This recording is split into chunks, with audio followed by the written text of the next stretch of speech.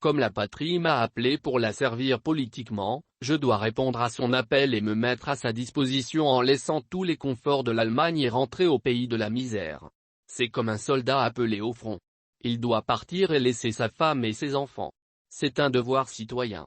Je suis désormais au Togo et je pense qu'il est important que les compatriotes politiques, du côté de l'opposition comme du côté du parti au pouvoir, sachent comment je fonctionne.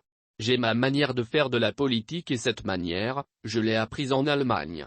Moi, c'est à base de confiance que je fonde tout. Toutes mes relations sont fondées sur la confiance réciproque. Je ne transige jamais sur mes convictions ou idéologies politiques. Mais j'ai la culture du compromis, et non de compromission, que j'ai apprise dans le système politique allemand dans lequel les partis politiques de différentes idéologies travaillent, s'entendent pour diriger l'Allemagne si la situation se présentait. Actuellement, ces trois partis politiques de courants différents, les Verts, les libéraux et les sociaux-démocrates, qui dirigent ensemble le pays, ce qui n'est pas possible au Togo, même en France. La preuve en est qu'après les législatives en France, la gouvernance s'annonce difficile car Emmanuel Macron n'a pas pu avoir la majorité absolue à l'Assemblée. Or, les partis politiques n'ont pas la culture de compromis. C'est pourquoi depuis lors, j'ai toujours prôné pour le Togo le système parlementaire plus souple et plus économique, parce que seule une élection est organisée. Apprenons à gouverner avec compromis. Mais cela ne sera possible que si les hommes politiques de tous bords sont vraiment sincères et placent les intérêts du Togo au-dessus de leurs propres calculs politiques comme en Allemagne. Vous verrez que ma manière de faire de la politique va totalement être différente de ce qui se passe sur le terrain. Je ne vais pas suivre les vieilles méthodes du terrain. Moi, je ne suis pas venu pour distribuer de l'argent aux militants. C'est à eux de le faire pour le parti ou le mouvement qui sera créé. Un parti politique n'est pas une société commerciale où on tire profit ou distribue de l'argent. Les Togolais doivent changer cette culture et résister à l'argent. Il faut former les gens d'une autre culture politique afin qu'ils adhèrent par conviction et non à cause de l'argent. Le parti au pouvoir, lui, est assis sur la caisse de l'État. Ils ne font pas sortir l'argent de leur poche. Donc, on ne peut jamais les suivre ni les concurrencer sur ce point. C'est pour cela qu'il faut éduquer les militants politiquement. Le Togo n'est pas mon champ du manioc ou du blé que je viens pour cultiver et pour lequel je cherche les gens pour en tirer profit. Je viens au contraire au Togo par sacrifice. C'est cette culture qui m'anime. Le second point de ma manière de faire de la politique est la transparence. L'honnêteté, la sincérité et la rigueur seront mes outils de travail sur la scène politique. J'aime l'objectivité.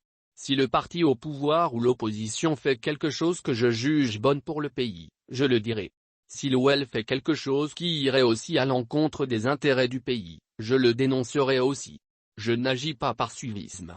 S'il faut apprécier, j'apprécierai, mais s'il faut rejeter et dénoncer, je rejetterai et dénoncerai aussi, car tout ce que je fais ou dis est toujours dicté par ma conscience et l'objectivité. L'argent n'est jamais ma motivation principale en politique. On ne peut jamais m'avoir sur ce point. Ma dignité coûte très cher.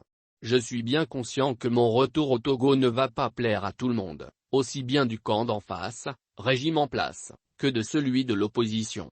Surtout du camp de l'opposition, car c'est comme si je viens pour les concurrencer. Ce n'est pas seulement le régime en place qui n'aime pas les compatriotes de la diaspora mais aussi les gens de l'opposition.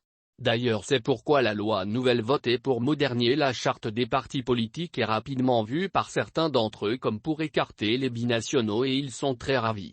Certains leaders de l'opposition souhaitent même cela sans le dire. On veut mettre tout sur le compte du parti au pouvoir alors que c'est aussi leur souhait. Sur ce point, j'ai beaucoup apprécié l'intervention du ministre en charge des relations avec le Parlement, M. Christian Trimua, qui est venu éclairer l'opinion sur cette réforme dont les propos sur une radio de la place sont rapportés par un journaliste sur le site Ici l'Homme que j'ai pu lire. Le ministre a expliqué, les Togolais de la diaspora et les binationaux qui ont gardé la nationalité togolaise, peuvent créer de partis politiques et les diriger.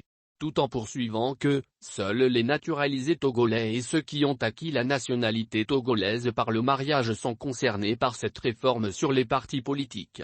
Il a même affirmé clairement que, je le cite, « Vous avez la nationalité togolaise et vous avez la nationalité d'autres pays, vous pouvez créer un parti politique et le diriger, dès lors que vous n'avez pas renoncé à la nationalité togolaise. » Il ajoute encore en disant que, je le cite, « La polémique est née d'une erreur d'écriture qui est intervenue dans l'exposé des motifs de la modification, mais qui n'est pas en cohérence avec le texte voté. » Dans l'exposé des motifs, il y a une malheureuse phrase qui dit que l'article 10 alinéa 3 impose à un fondateur d'un parti politique d'être exclusivement de nationalité togolaise. Donc, la polémique est partie de l'interprétation de la portion de phrase exclusivement togolais de naissance. C'est une erreur dans l'exposé des motifs. Mais l'exposé des motifs n'est pas normatif. C'est un document qui explique à peu près l'esprit de la loi, mais il n'est pas opposable. Ce qui est opposable, c'est le texte lui-même.